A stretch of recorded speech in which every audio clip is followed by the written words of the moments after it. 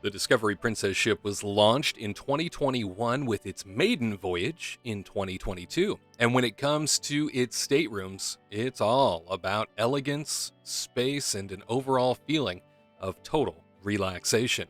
Everything about the Discovery Princess was pristine and sparkling, from the commanding atrium upon embarkation to the plentiful lounger chairs on the Lido deck, all the way down to the spectacular shine of the dining rooms. You will be left feeling the class of this ship long after your cruise.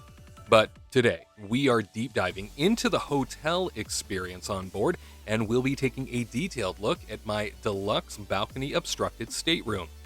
By the way, if you find any value in or enjoy this content, let me know by hitting that thumbs up and subscribing to the channel so you too can enjoy all of what our cruise-loving community has to offer. The Obstructed View Deluxe Balcony Cabin provides approximately 233 square feet of comfort and includes all the same features of the balcony stateroom, but have a partially or fully obstructed view from the approximately 41 square foot balcony, which we'll take a look at in a bit. Upon entering the stateroom, mine specifically was E512. You'll notice a handy wall hook on one side and your lighting controls on the other. Immediately to your left, you will be seeing the restroom shower combo area, but directly in front of that, an open closet area complete with a top shelf space and multiple hangers beneath, as well as laundry forms if you would like the ship's crew to press your slacks. The carpet still looks brand new in this stateroom, and there is space below for your litter of shoes, if you have them, to slide into this spot. Of course, also on the closet top shelf sits your life jackets. Between the restroom and the closet sits a near floor-to-ceiling cabinet with a safe inside and 5 spacious slotted shelves for storage that I would imagine would be especially helpful on those long journeys to Hawaii that the Discovery Princess often takes. This open closet area also acts as a divider between the bedroom and the restroom.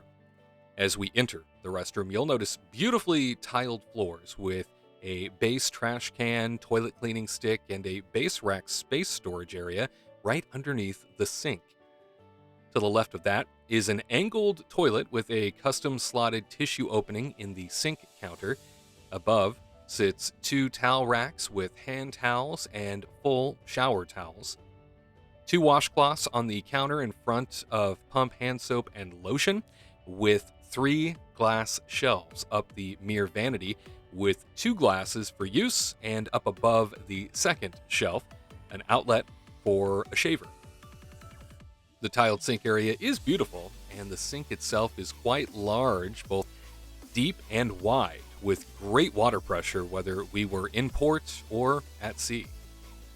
To the opposite side of the toilet sits the standing shower with a thank you ship gods detachable handle and height adjustable shower head device next to a retractable clothesline.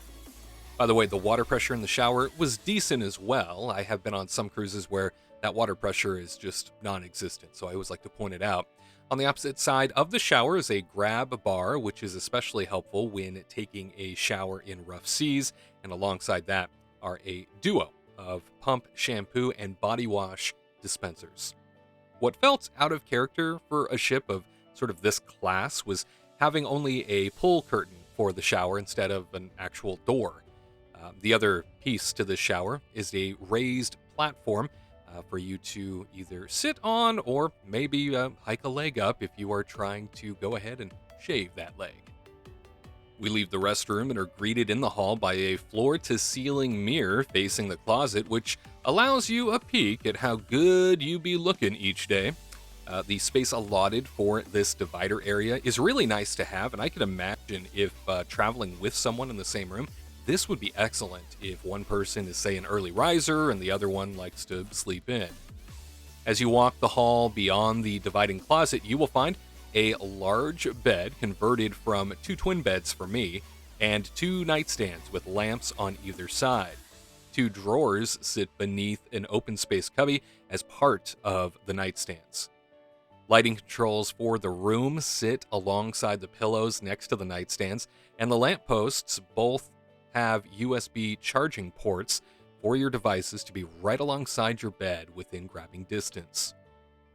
Princess claims they are committed to ensuring their guests come back from their vacation feeling refreshed, renewed, and rejuvenated with their overall wellness in mind. Developed exclusively for Princess by a board-certified sleep expert and the manufacturer of some of the most comfortable hotel beds in the world, their luxurious new beds envelop guests in opulent style and pure, blissful comfort.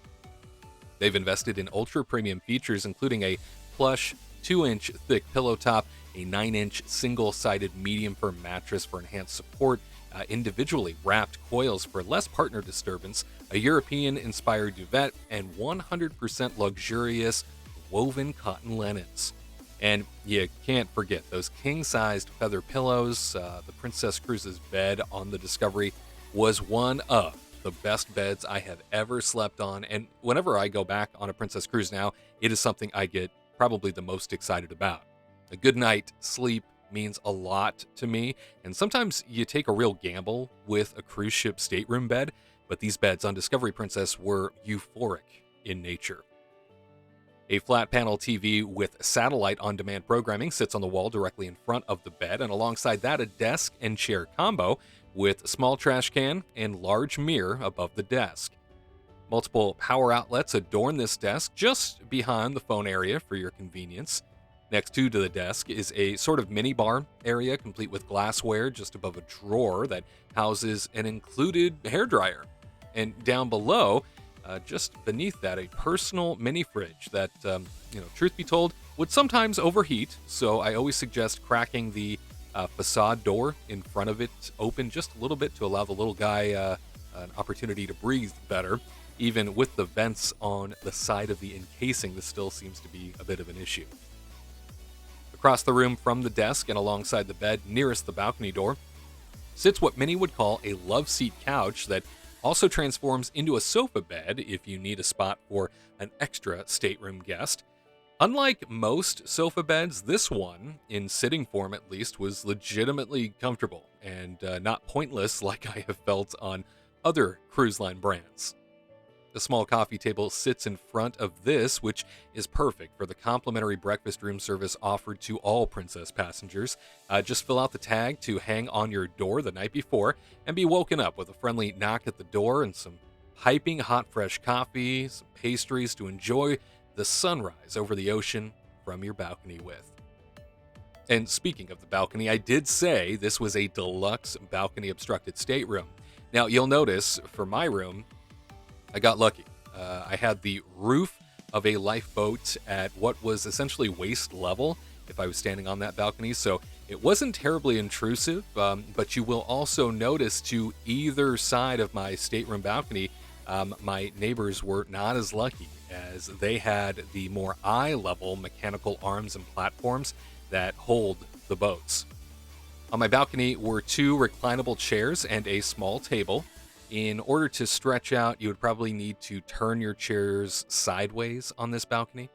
I enjoyed this stateroom fully and its comfort, its amenities on a 7-day journey to the Mexican Riviera out of the port of Los Angeles. It was serviced twice a day by a very kind stateroom steward. And you know what? He even provided me a robe without asking, which is something you can request in advance, but it had just slipped my mind.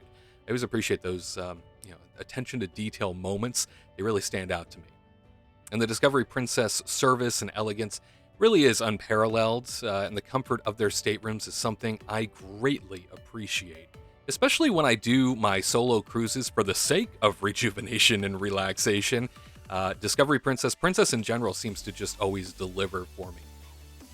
Have you ever been on a Princess cruise before? Specifically, have you had the pleasure of cruising on board the Discovery Princess? If so, I'd be interested in hearing what type of stateroom you stayed in and what you prefer based on your own experience.